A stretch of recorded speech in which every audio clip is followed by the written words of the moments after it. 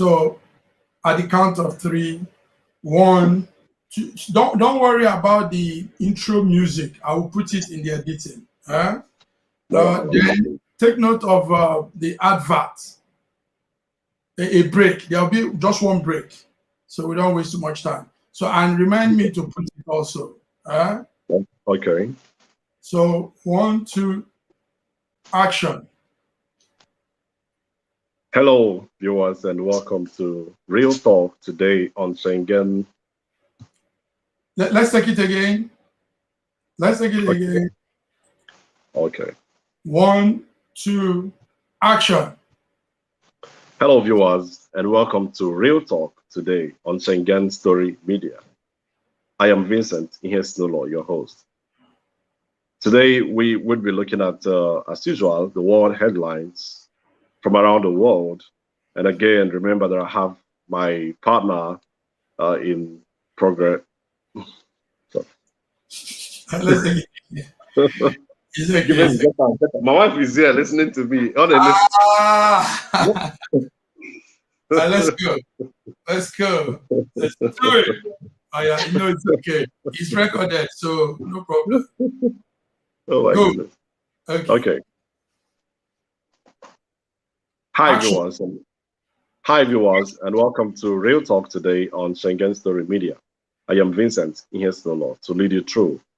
I have my partner in the house to do justice to all the interesting topics that we are going to analyze today. Talking about Mark Godwin Iwajunwa, producer and anchorman of Schengen Story Media. Mr. Mark, you're welcome to the program. Good morning, Honorable Vincent Ihesnolo, the great man. And good morning to our viewers. It's also beautiful to be here again today. Thank you. You're welcome. Please, viewer, don't mind Mr. Mark when he says, when he adds that honorable title to my name. I am not a politician. I am just me. It's okay. But that's okay. Thank you very much, Mr. Mark. Let's go straight to the global headlines from around the world. Now, let's look at Afghanistan. From Afghanistan, we get the report that the Taliban seizes key Afghan city of Ghazni, and the US is worried that Kabul could fall in 90 days. And from Russia, we get news that 8 people are missing after tourist helicopter crashes in Russian lake. And then from Africa, Zambia, we hear that there is a strong turnout as polling starts in Zambian elections. Meanwhile, the Zambian Electoral Commission promises transparency in these elections. And from the UK, United Kingdom, the GDP is still below pre-pandemic level as recovery sparks boast. Then from New Zealand, we get a report that New Zealand's borders to remain shut as it eyes reopening to vaccinated travelers early 2022. And in Turkey, massive floods hit Turkey. Turkey is the Black Sea region. Then from Australia, we get a report that the Delta variant of COVID-19 further envelopes Australia after Sydney and Melbourne. Meanwhile, the city of Canberra is to enter lockdown. Then from Italy, we hear that Sicily, the town of Sicily, records Europe's highest ever temperature. Then in Philippines, strong earthquake strikes Philippines. But good thing is that there is no major damage reported. Then Poland pushes ahead with bill criticized as attack on US-owned TV channel and press freedom. And that's it on the global headlines making the rounds. Let's go straight to the discussion of our major issues, news topics trending around the world. And from we start from the United States, where we got a report that former President Barack Obama, who celebrated his 60th birthday bash recently, broke COVID-19 protocols by allowing, hundreds of guests. And again, it was reported that he was sighted mingling with the crowd without his masks. Now that's a very big issue coming from someone of Obama's status. Remember that President Obama is a very charismatic leader, someone who's loved by many and who's seen as a model of good behavior and adherence to, government regulations. But in this case, we hear from the reports that Obama threw that lavish birthday party, at his 29-acre residence with his wife and the celebrities from different backgrounds honoring the event. Let me bring it to you, Mr. Mark. You can see in the videos, even though the videos are not clear, because you don't blame the video, whoever recorded the video, it is not clear because there was a restriction for people with cameras and any other communication gadget, not to record anything, in that event. Even whatever, the one we managed to see now, were leaked by people who managed to capture these scenes.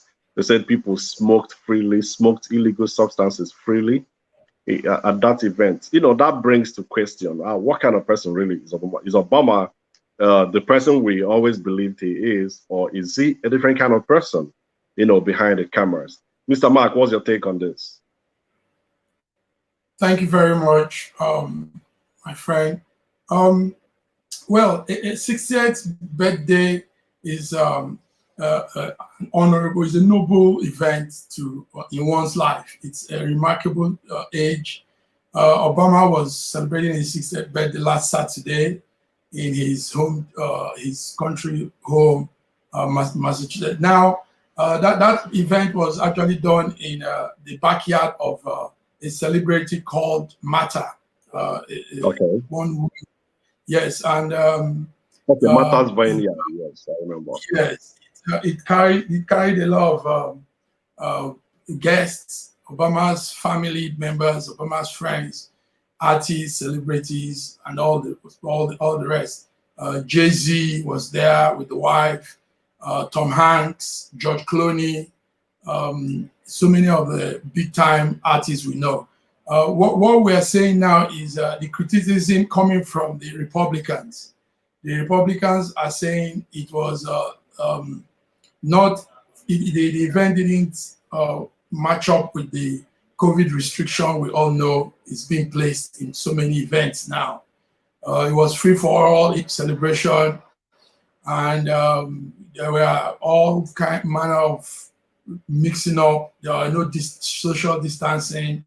There were none of those things. So is that criticism that is coming from the Republicans and also from some press media homes that a statesman like Obama should know better, even though his birthday is a special day, but we're in a very critical period now, and we all know the COVID also has inflicted America so much. We have more numbers of people dying in that part of the world. So it was held anyway, and it has come and gone. That was last Saturday. The video you saw was from the phone of a musician, an artist called Erykah Badu. Erykah Badu, yeah, she recorded that with her phone. So that's why it's not as clear. So we're just looking at both sides, the comment from the Republicans and also what other people are saying in regards to the situation on ground. Thank you. Thank you very much, Mr. Mark. We remember that Obama's spokesperson, Hannah Hankins, told the press last week that the outdoor event was planned months ago in accordance with all public health guidelines and with COVID safeguards in place. And due to the new spread of the Delta variant over the past week, the president and Mrs. Obama have decided to significantly scale back the event to include only family and close friends. But that's not what we saw anyway. And sometimes you don't blame people like that, because a lot of people would have wanted to, attend the event, whether they are invited or not. Well, most critics have said this is hypocrisy at the highest level. Saying that the rules are for thee and not for me, that kind of thing. But well, we see how it plays out as the days go by, where people, in high places like this, do say things and they don't do what they say, or they don't do what they preach, at the back end. If actually Obama allowed that, it's quite bad, thinking, and it's high time people are in positions of authority, models of the society, begin to live in tandem with expectations of the people, especially when it concerns, popular regulations like this. Okay, we go to the next issue, where we heard about the launch of the latest female billionaire, not just the female billionaire, but the second wealthiest female musician in the world. I'm talking about Robyn Fenty. Robyn Fenty is someone we all know as Rihanna, the elegant beauty from the island of Barbados, who is said to be worth $1.7 billion now. That's according to Forbes estimates, making her the wealthiest female musician in the world, and second only to Oprah Winfrey, as the richest female entertainer. And of course, it's interesting here to note that it's not her music that made her so wealthy. The bulk of her fortune, as an estimated $1.4 billion, comes from the value of Fenty Beauty, her beauty products, known as Fenty Beauty, which Forbes confirmed is she owns 50% of it. Mr. Mark, I'm sure you're a fan of Rihanna's music. How did you feel when you saw that news, when it busted on the internet that Rihanna is now the wealthiest female musician in the world? Yes, it's exciting, and it's nice to know that hard work can pay off. As an entertainer myself, I've been following Rihanna from her days as a very little girl. She was a protege of Jay-Z.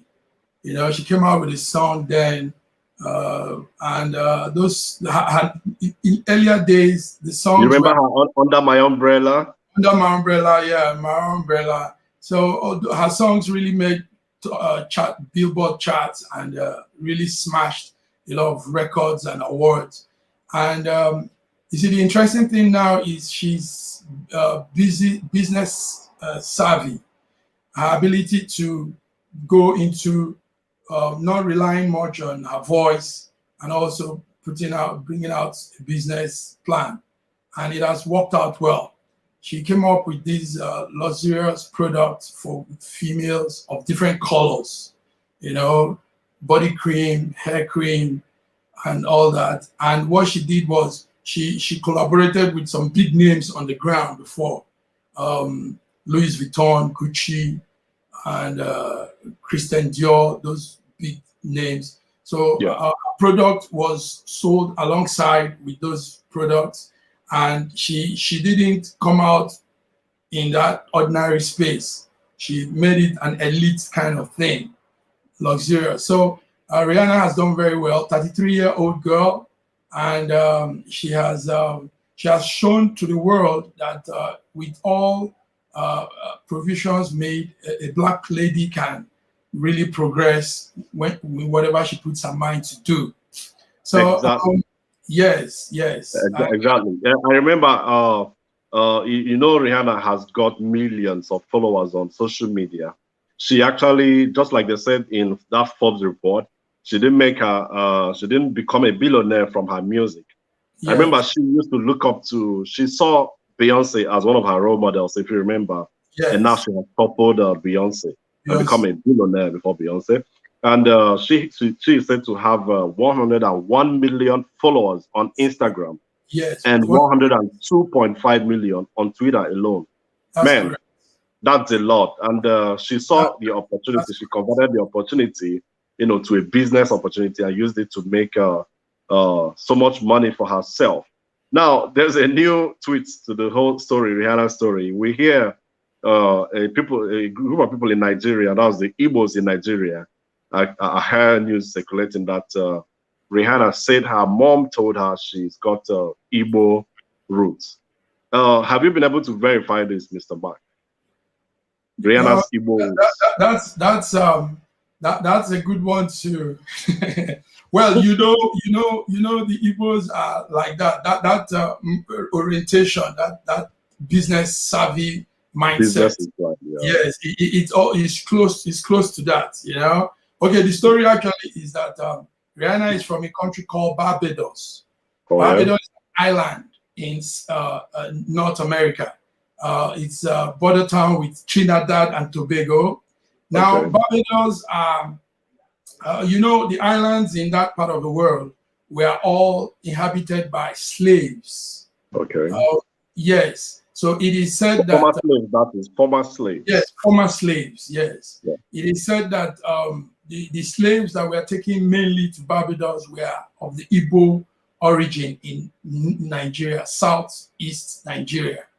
So in fact, there are some colloquials and some words, some pronunciations that is similar to the Igbo. Some Igbo words, right? Yes. There's that similarity. So what Rihanna mother is telling her is true to an extent, but you know, people will argue.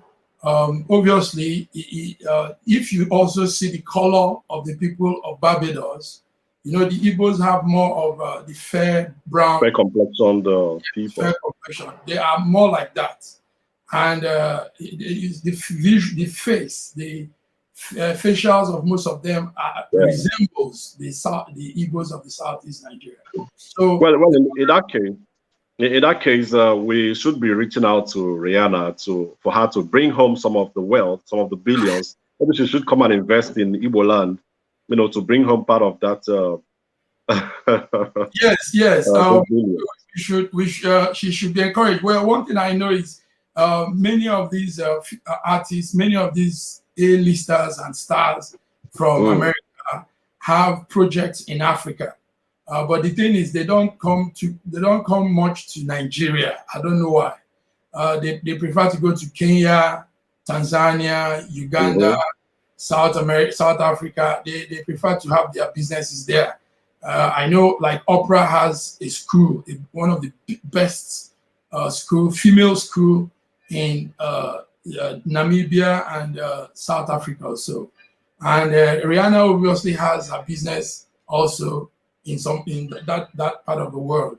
So what we need to do is to make our place also convenient, business friendly, you know, for investors to come in, so that when she comes in, nobody will kidnap her.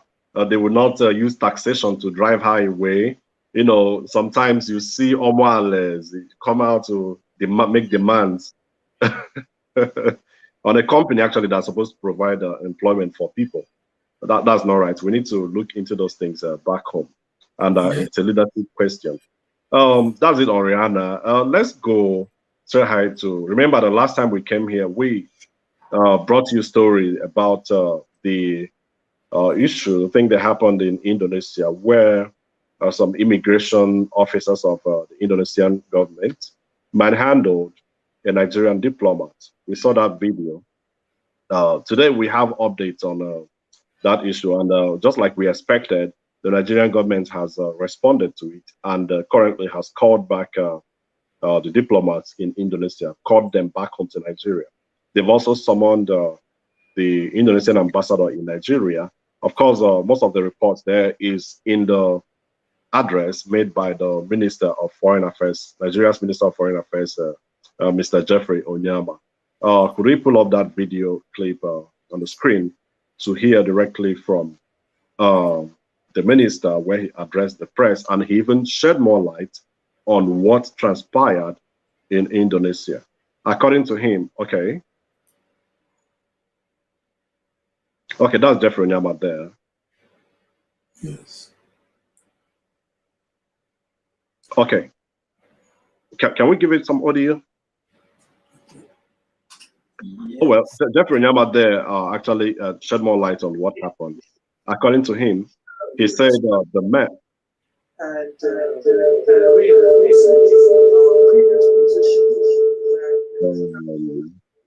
okay, we seem to be having some technical challenges, you know, bringing up the volume, the audio to that video of Jeffrey Onyama addressing the Nigerian press.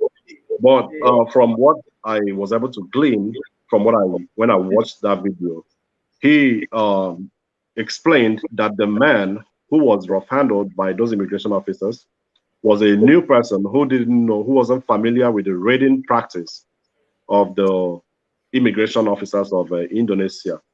It is said that there are occasional raiding exercises, by those officers on illegal immigrants, not just on Nigerians living in that country. And he happened to be a victim. When can you hear me? Can we get the audio?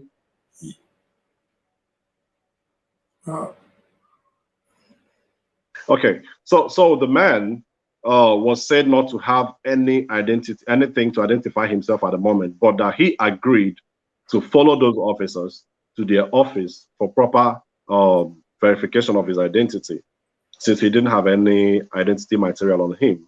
So on their way, when they drove past the office where he thought was their office in Jakarta there, he started to raise alarm, thinking he had been kidnapped. So he started making noise in the vehicle, hitting the windows, which of course led to their trying to restrain him based on what we saw in the video there.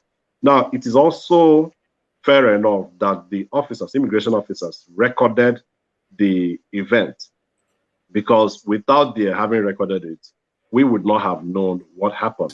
I'm sure they did that to also defend themselves. As to what had transpired. Okay, there we have the audio. And later, yesterday, in the evening, we received a full and comprehensive report from the Nigerian ambassador in Indonesia, which we have studied and reinforces our previous position that there was absolutely no justification whatsoever for this treatment, for this kind of behavior against not only a diplomat, a Nigerian diplomat, but even if it had taken place against any Nigerian citizen, it was totally unacceptable.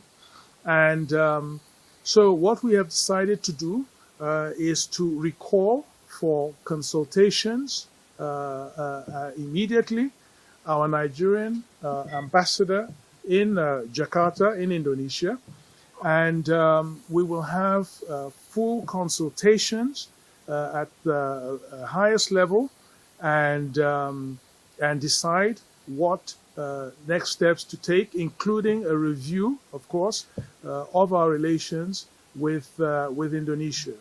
We have also requested the Indonesian government to take severe and appropriate sanctions against the immigration officials that were involved in this act of brazen criminality. So this is what I wanted to share with you, and Yes, that's a good one. That's a good move by the Minister of Foreign Affairs in Nigeria, Mr. Jeffrey Onyama. He said they have reached out to he has reached out to his Indonesian counterpart to ensure that the officers involved in that act of criminality should be meted out, should be sanctioned appropriately. That's it on that part. On the updates, we promised you we're going to bring you updates on the Nigeria-Indonesia diplomatic row, and there we have it. Now, we would be going on a short break. When we come back, we'll continue with a viral video that went around, still trending anyway, on Nigeria's foremost university, that was University of Nigeria, Nsukka, where hostels, we tagged it hostels of shame, UNN's hostels of shame. We'll be talking extensively on this. We discuss the trending video and the implications of that. Please stay tuned.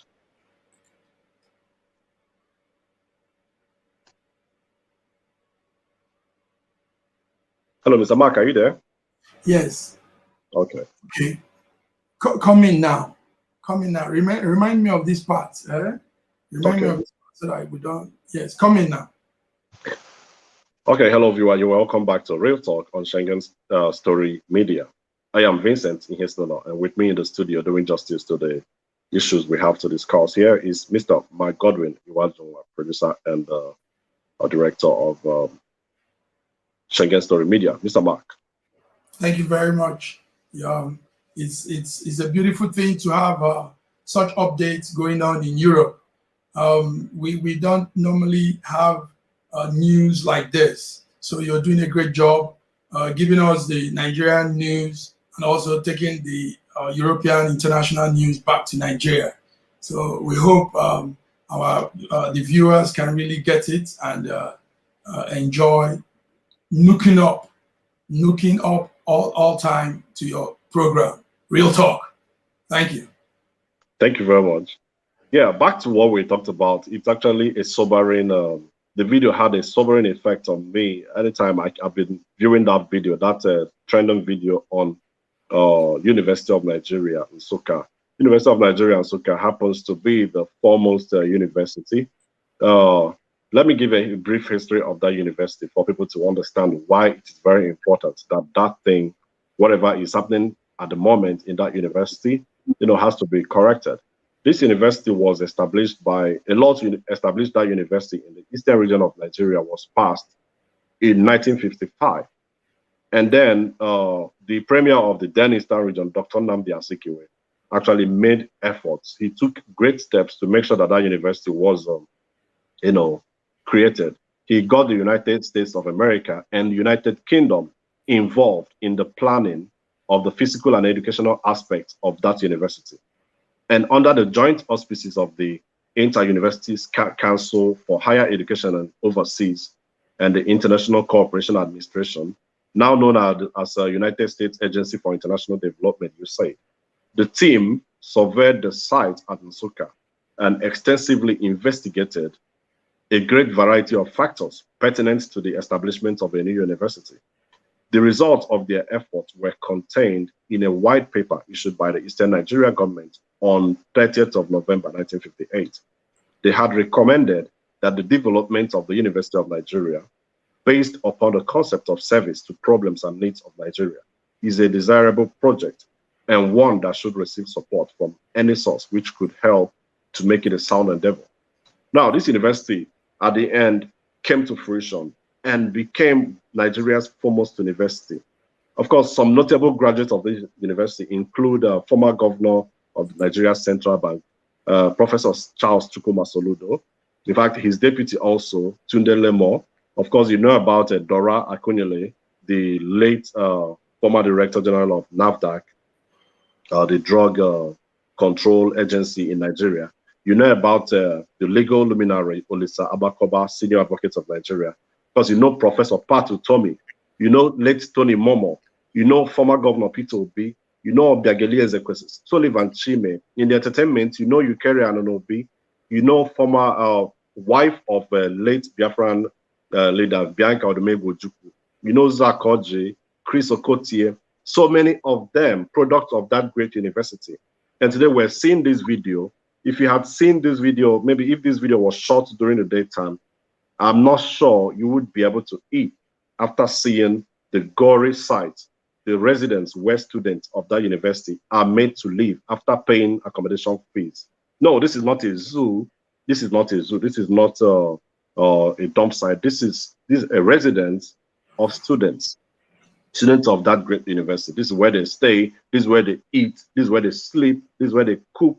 This is where they have their bath. This is where they do everything after lectures. They go back to these places and call it home. In a room in that university, officially it's supposed to be 6 people, but each room contains about, you end up seeing about 10 to 12 students in a room. It is quite sad. And this has generated a lot of reactions from people all over the internet. And while we are yet to hear from the university on this issue, it is something that calls for a quick action from the current Vice Chancellor, Professor Charles Igwe. Let me bring you in here at this point, Mr. Mark Godwin. Have you been able, what did you think when you saw this video trending? Yeah, that's a hostel I know. I think that's in Njoku, part of an Njoku hostel in that Nsukka campus of University of Nigeria that looks like a dump site, but this is actually a residence of students. Mr. Mark, what went through your mind when you saw these images? If not for the hard knock life that has made us hardened, this is enough to cry all the day long. I mean, this is appalling. This is filth to the core. How could people live in such an environment? And I mean, why did this generate to this? What happened? How do you read and study in this kind of environment and have a sane mind and brain? You guys really tried to have been in this environment and still come out normal. I tell you, some people will not come out normal out of this. You go mental, you go mad, because this is squalor, this is filth, it's the words for this is not enough. It's not in the dictionary. It's a sad story, my brother. It's not pleasant at all. So we are calling up on the UNN officials in charge of the dormitories and the school facilities to come and answer questions on this. I mean, we need to know why this is happening. Take note, according to your brief history of UNN, UNN is also one of Africa's leading university. UNN, apart from the people it has produced, UNN has reckoned with top-notch. I mean, the level of education and teaching is equated to some of the big top-notch universities in the world. So, but when they see where these people are coming from, I tell you, they will cancel everything. They will cancel all these accolades that they give to UNN, because this is eyesore. It's an eyesore indeed. It's an eyesore indeed. It's an eyesore. It's an eyesore indeed. I agree with you totally. I remember when I graduated from that university, I remember when we were there, we saw these things. There are some things I cannot even begin to mention online. The inhuman conditions that we as students were subjected to, where we live. There was no water, even though, students take a larger part of the blame to students who live like animals. Somebody will come out to the balcony and pee, instead of going to the toilet. Yes, but sometimes you don't blame such students, because the toilet and those places are not places that you can. Sometimes when I think back, I wonder how we were able to survive going to those kind of places. Yeah, imagine you having to make use of this kind of facility to pee. If you went there, the urge to pee would vanish immediately if anybody wanted to pee. Now, this is filth. It's unbelievable. There could be germs, different bacteria, or living here, and that could have affected anybody using these facilities. These things were provided for in those early days, and they were well taken care of. But these days, nobody takes care of them. Now, how much would it cost to just change 3 of these or number of these in the hostels? People pay, students pay for these things, and the government makes provisions, unless it is not so. We expect the university administration to come out openly and issue a statement, defend themselves, or find solutions. They could use endowments, they could use endowment programs. You have all these big guys. Somebody even suggested getting Obi Kubana, that showbiz billionaire, raise funds from people like this. Excuse me. Raise funds from products of that university and tidy up some of these hostels. It takes nothing. It only takes sincerity. But when you bring in people who do not know the value of cleanliness and quality living, they would not know. They would think it's just normal. I want to advise the administrators in UNN to challenge themselves and take a trip to University of Ibadan, the major contemporary of University of Nigeria. Go to University of Ibadan. There is a culture of maintenance, a very strong culture of maintenance in that university, where every building in that university is repainted every year. No, I can't remember the last time buildings in UNM were painted. Also, sorry, Okay. Vincent, let me say that naturally, a lot of African people are naturally dirty. Like you've just said, the students also are to be blamed on this. I mean, we have this attitude of going to a restroom and leaving it worse than we met it. You know, that's one mentality many Africans have, Nigerians, and they even bring it even to Europe. You see where they stay rough, dirty, and you wonder why they live like that. People don't have that sense of decency, of organization, and Yeah, but a serious leadership, a serious administration should also be able to fashion out means and measures, to checkmate these kind of things. We used to have what they call wing representatives those days in hostels. Looking at this place now in this video, this is a wing. Now, we used to nominate one individual to be a wing representative. If there is any issue here, the person handles it. Now, if anybody is seen misusing any university facility or any hostel facility, the person is reported and duly punished.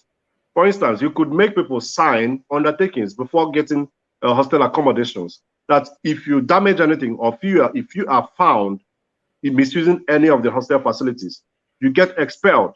Such strict measures should be put in place or enforced. I'm sure they are in place, but they should be duly enforced to make sure that students use those things well.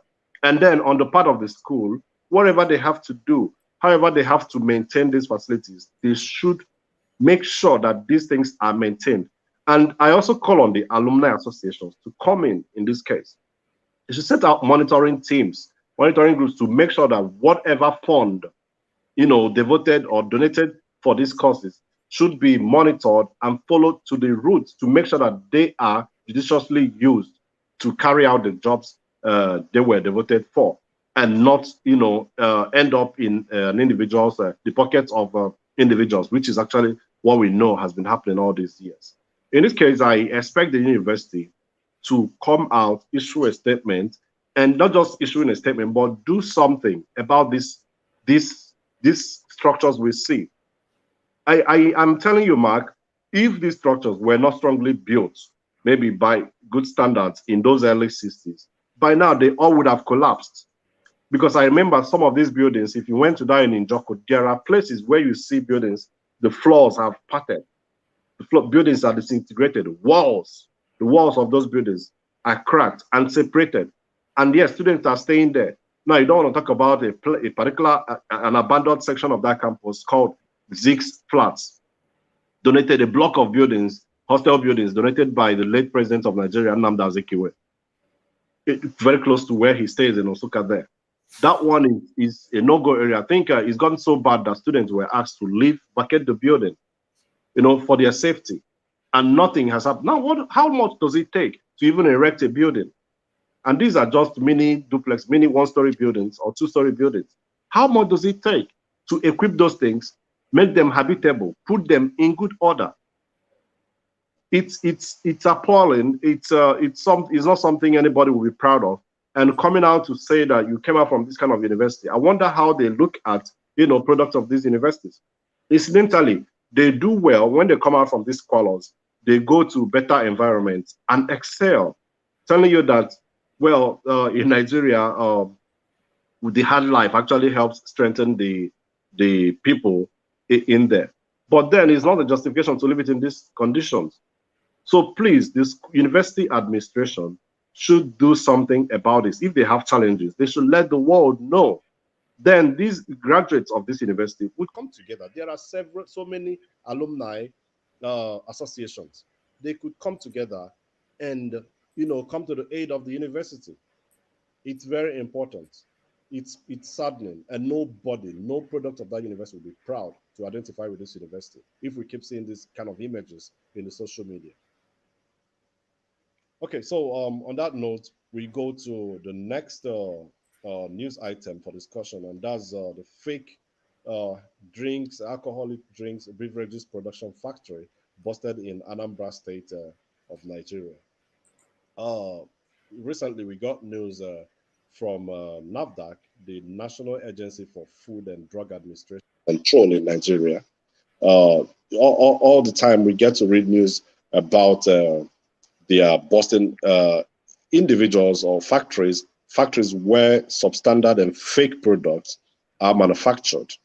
In this case now in Nigeria, this place was busted and they see where people manufacture drinks, expensive drinks like Hennessy, McDowell's, Everwine, just name it, any product, any beverage, alcoholic beverage that is in high demand in the market, they produce them here and package them and bring them out into the market for people to consume. Mr. Mark, this is quite shocking, seeing this kind of thing. And the way they package these things even make it difficult for any discerning eye to be able to tell the difference between the fake and the original one. Mr. Mark, have you fallen victim of this? And oh my goodness, look at that drink. I've bought that drink in the market. That's 8. I don't even know now if it is the real one or the fake one from the way it is. I must commend this NAFDAC team, for making this step, being able to bust these people. But how many more are out there still doing business and making profit off the brands of other people with fake products? Fake products that you don't even know if they are worthy of consumption. Mr. Mark, what do you think of this?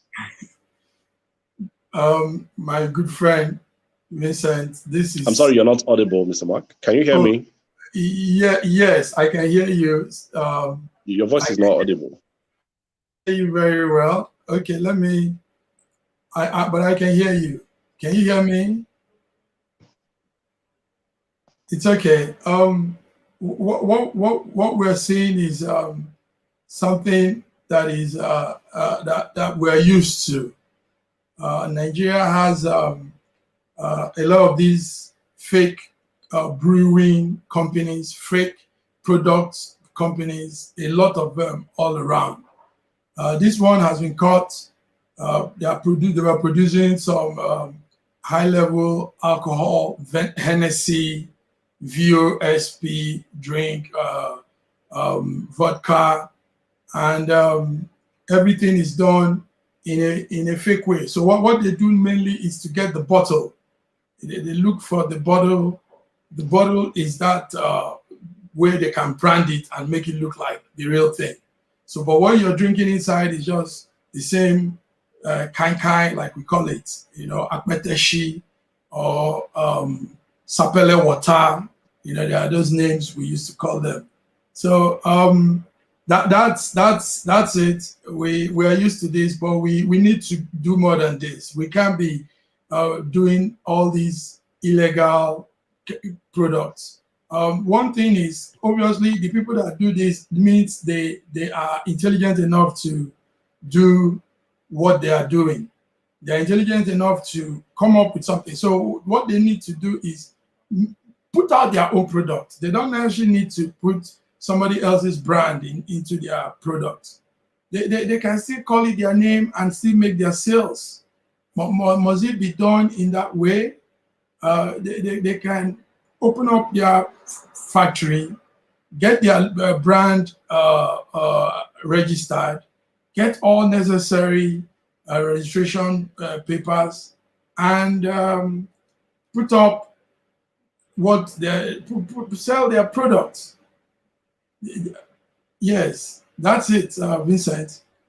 Thank you very much, Mr. Mark.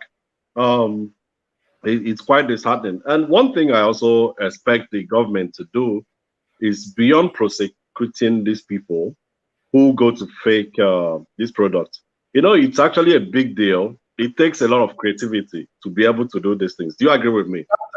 Yes, I just said so. That's correct. Yeah, these people should be able to, given the adequate support.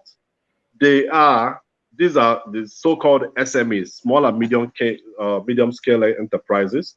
Exactly. Government should be able to, retrain them, make them to give them the incentives, find out their problems, the challenges they have in production, then help give them facilities, equip them, and monitor them to ensure that they actually produce their indigenous, not just to fake popular products.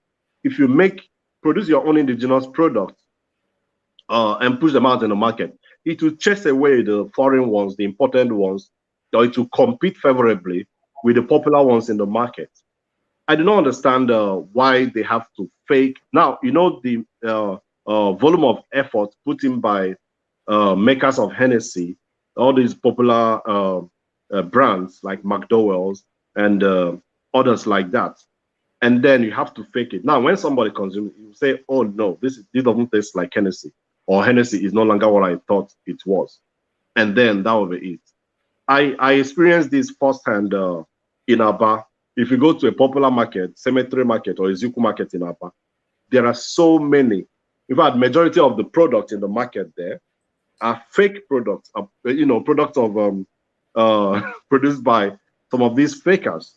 At the back end, they are factories. They have factories where they repackage, these things and push them as though they were imported, and they make a lot of money from these things. So government should, in addition to punishing them, retrain them, reorientate them, make them to understand that they are endangering the lives of Nigerians. You understand? It's quite sad, and we have to just ensure that these things are done. Okay, let's look at the next trending issue in Nigeria. This one is actually as true as it is funny. It is ridiculous, and it's something that Nigeria really has to think about. We saw popular media personality Dele Momodu complain about the handwritten boarding passes issued to air travelers in Nigeria at Muritala Mohammed Airport in Lagos, Nigeria. People doubted it until Dele Momodu had to share the image of his boarding pass written by freehand by the operators of that airport. Now, I wonder what could have led to this kind of situation, Mr. Mark. What do you think could have led to this shameful situation in Nigeria? Very, very shameful. Very, very shameful. One thing is for sure. We need to get ourselves. We need to begin to say the truth to ourselves and get things working like other nations do.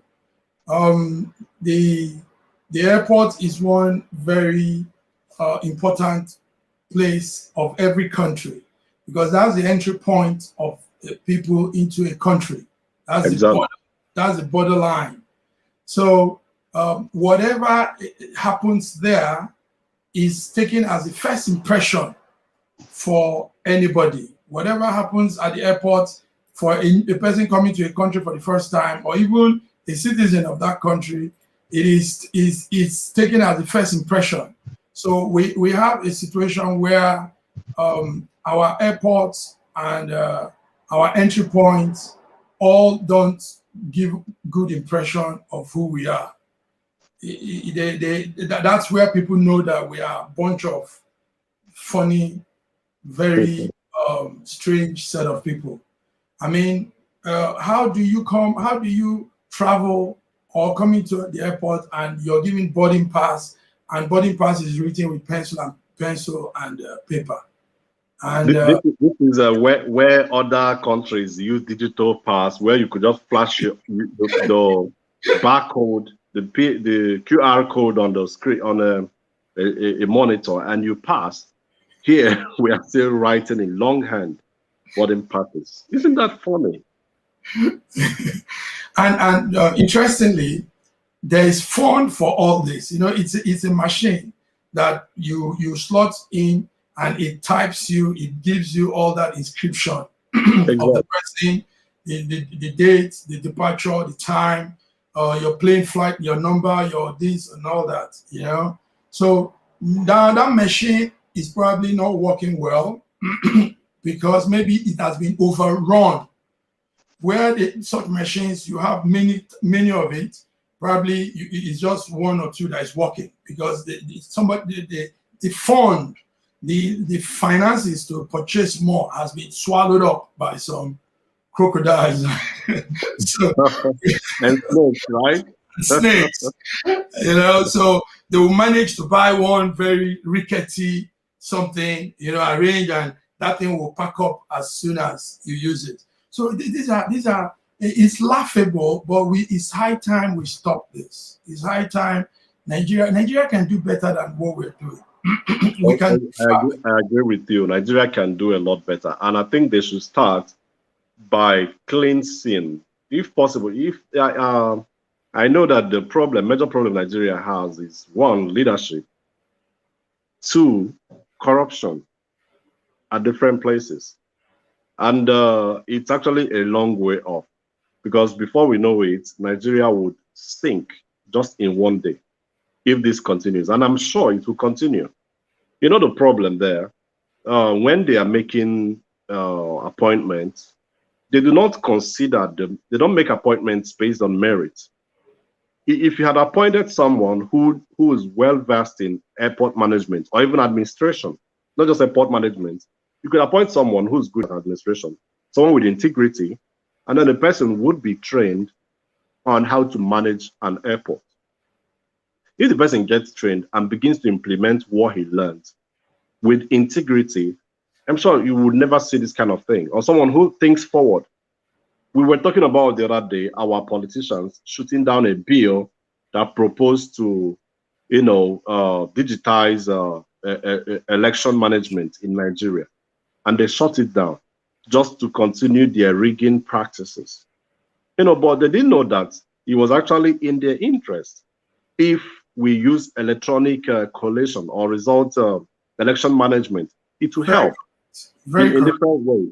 Now, in this case, if you have someone, a 21st century manager, they travel out, they see what it is. They see that you can even do self-service, ticket management at the airports, where you have the QR code. You just flash it on the machine there, and you pass. That is where we're supposed to be. And here we are. You don't know that. And did you know also, Vincent, there are Nigerians that are techy enough. There are Nigerians that are very, very endowed with knowledge of doing these things. But funny enough, the government don't bring such people in.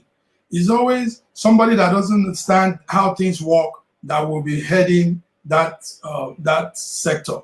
So it's very, very strange. These things just put us out. People laugh at us, and they know we can do better. They know we obviously have what it takes to get it right, do things well, do things orderly, and like every other country does. Exactly, yes. Exactly. You nailed it, Mr. Mark. Thank you very much for that contribution. Now, in the news again, we see 31 northern lawyers about to defend Abba Kyari. Now, for those who are not familiar with the Abba Kyari story, Abba Kyari is Nigeria's, or was Nigeria's super cop, because right now he's been suspended and he's no longer enjoying that status as Nigeria's super cop.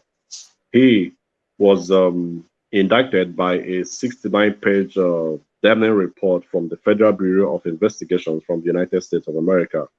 And he is awaiting extradition by the Nigerian government to the US, where he is supposed to answer to the issues raised in that report. In this case, there's been different groups coming out to make threats, issue different kinds of threats about the trial. Now, one thing these people ought to understand is that America is not Nigeria. In Nigeria, you could we have a criminal. We treat criminals based on the high level of contact that the person has. If the person is well connected, of course, the criminal would escape. But if the person does not have contact, or he comes from the wrong part of the country, then the person is as good as gone. In this case, Abba Kyari, the super cop, comes from the north, where the ruling president comes from, incidentally. And there's been a lot of pressure from that part. But this pressure, I know, cannot sway America or make the FBI to drop their charges against Abba Kyari. when you see 31 northern lawyers come out, that's fine. If they follow him to the United States and speak for him there, defend him while on trial, that would be okay. If they are able to convince the American jury that Abba Kyari is innocent, that would be beautiful.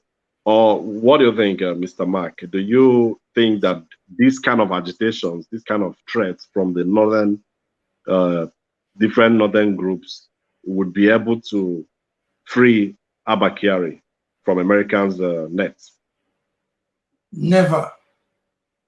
They are joking. They haven't stayed very long with the white people and see how things are done.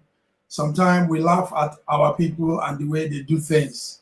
Not that we can't do better, but the Nigerians choose to do things in a more like mediocre, like in a lesser way. Now, the lawyers defending him has nothing to do with anything. He has a case to answer, and he has to go for it. If his hands are clean, if he's truly innocent of what he has his claims, then he can equally go, and he will be brought back immediately. You see, you don't. An innocent person is bold. An innocent person doesn't care what it takes. I mean, for example, I'm not afraid of anything because I've not done anything wrong. So if the law catches up with me, I have to face it. That's how it is. Exactly. 31 northern lawyers doing this is based mainly on sentiments, emotion, and not understanding how international matters work.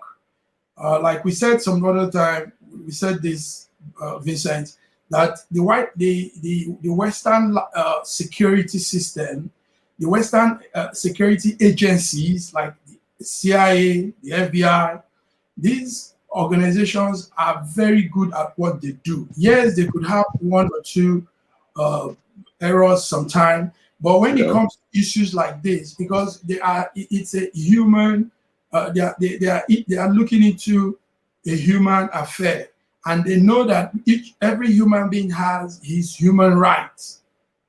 So, and they don't want to infringe on that human right. They want to be very careful, because if they infringe on your human right and they find out that you're innocent, you could take them to court, and that's a big case on them. So they try very much to put themselves from that path.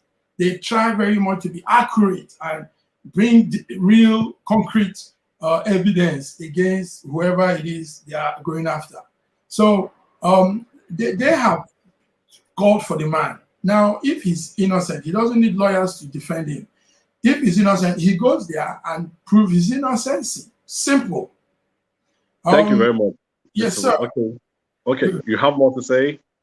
Yeah. So, no, what I want to say is we need to let our people know that this is not Banana Republic. This is not some people. No. America is not Banana Republic. Yes, America is not Nigeria.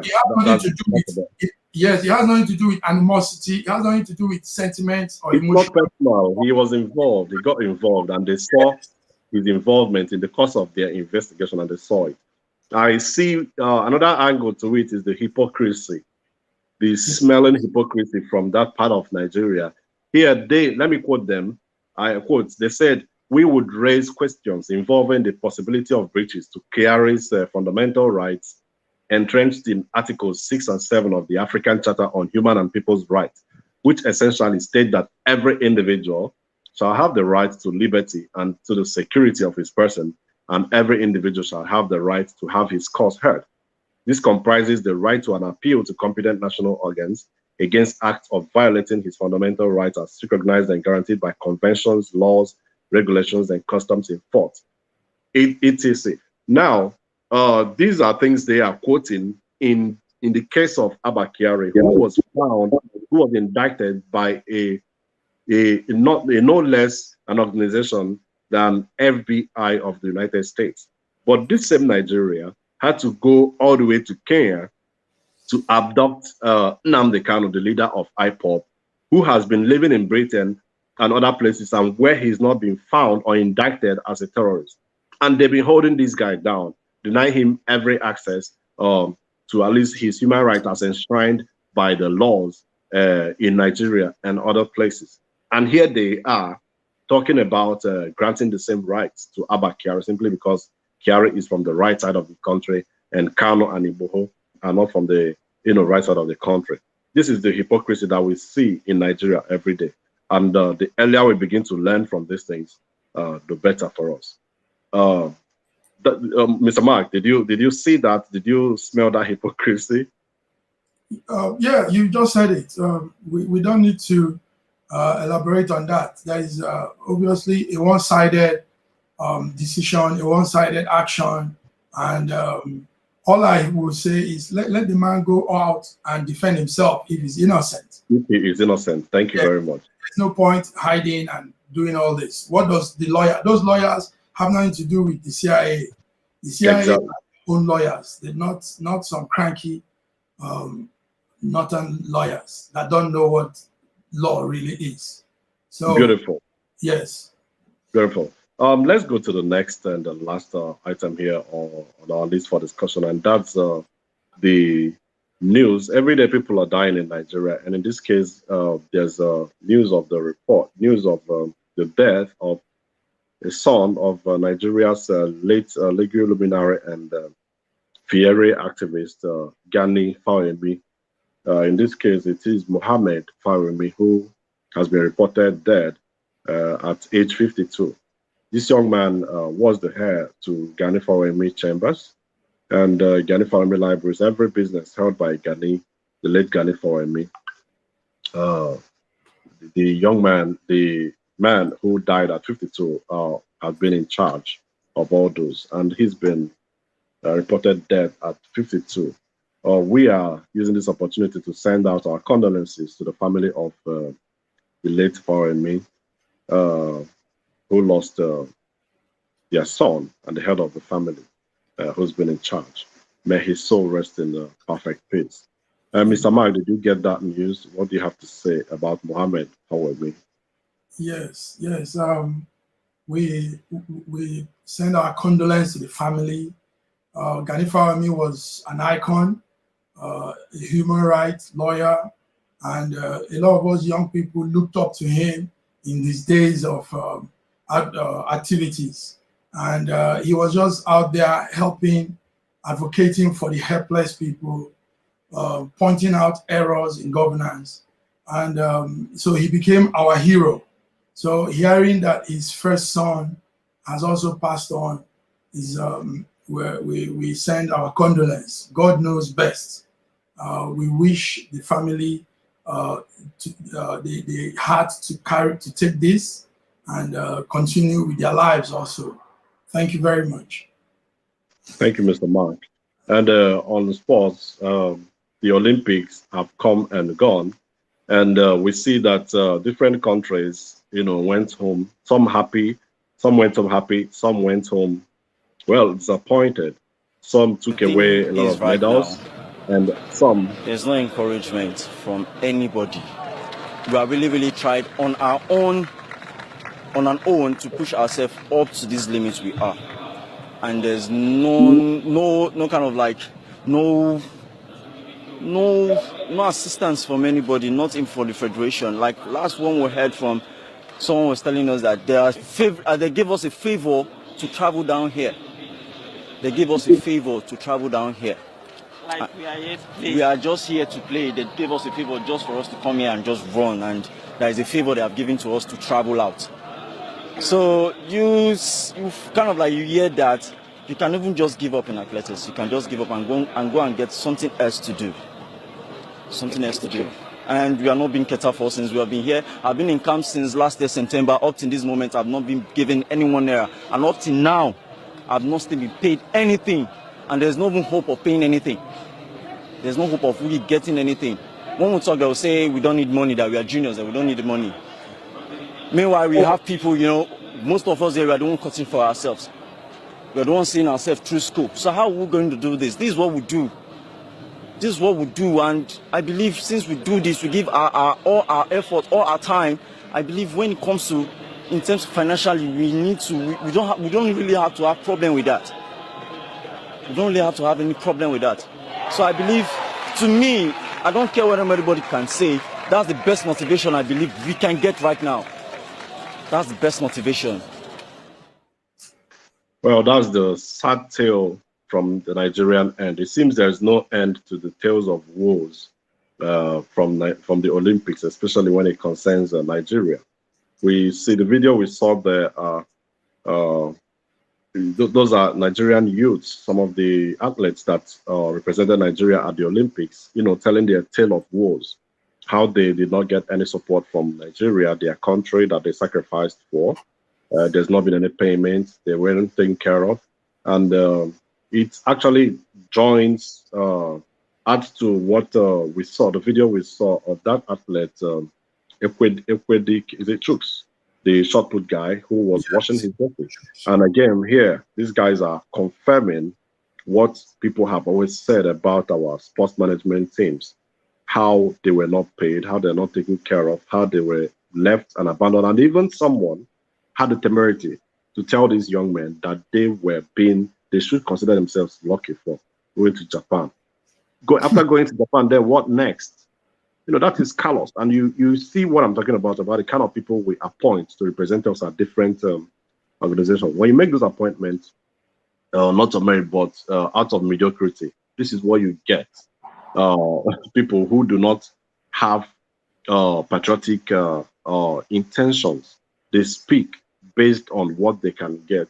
They corner everything given to these guys. The monies come. There are funds, you know, devoted to paying these guys, but somebody would corner it and tell stories to these young men. How would anybody be motivated tomorrow to represent the country tomorrow, or even to practice or to exercise or to train just to be able to? That's why you see a lot of Nigerians out there, you know, representing other countries and not their country, because those countries recognize their efforts and pay them and reward them accordingly, even more than their home countries ought to. It is quite sad. Mr. Mark, what do you think? That's it. That's it. It's sad. Hearing those boys speak shows you just see how very disorganized the sport ministry is. The sport minister should be called to order. The Senate does frivolous things. One thing they need to do now is to call the sport minister to order. Sunday Dare, you should call him to order and ask him what happened in this 2020 Olympics and Nigeria. He needs to explain a lot of things. He needs to explain all the endorsements that was cut off. He needs to explain all the shame, the washing of our one jersey, and now this. The young men, imagine somebody telling them that they should be happy that they even came to Tokyo. What after, like you said, after Tokyo, what is Tokyo going to change the guy's life? Nothing. Absolutely nothing.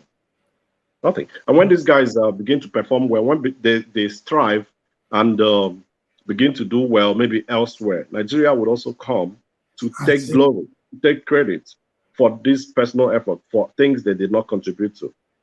It is sad, and I think the earlier we learn our lessons and begin to do the right things, the better. It is on this note, gentlemen, that we would bring to a close today's Real Talk on Shengen Story Media. I want to thank you very much, Mr. Mark, for being there and for your incisive analysis on the issues we brought up. And for you, viewer, that stood up to this point, please do share our videos, like the page, subscribe to the page for more interesting videos. And if you know anything you want us to talk about, please do send it to us under the comment section below. We would, of course, work on it and respond to you accordingly. Thank you very much, and keep doing the right things. Enjoy yourself. Thank you.